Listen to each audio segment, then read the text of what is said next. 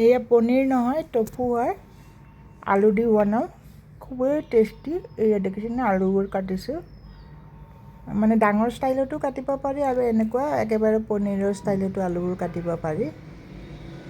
খুব টেষ্টি হৈছিলে।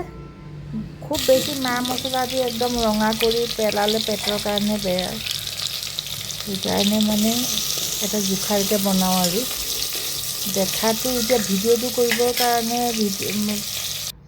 ৰঙা বেছি মা মছলা দিলে নহ'ব ন, বস্তুটো আচলতে বনাইছোঁ আমি খাবৰ কাৰণে, সেইকাৰণে এটা জোখাৰতে হৈছে আৰু।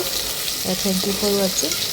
ভিডিঅ'বোৰ চাব বুলি আশা কৰিলোঁ মাই ডিয়াৰ ভিউৱাৰ্ছ, আৰু ছাবস্ক্ৰাইব কৰিব বুলি, কমেণ্ট কৰিব বুলি আশা কৰিলোঁ। এই আজি দেখিছোঁ খুবেই টেষ্টি হৈছিলে। Bye bye my dear viewers.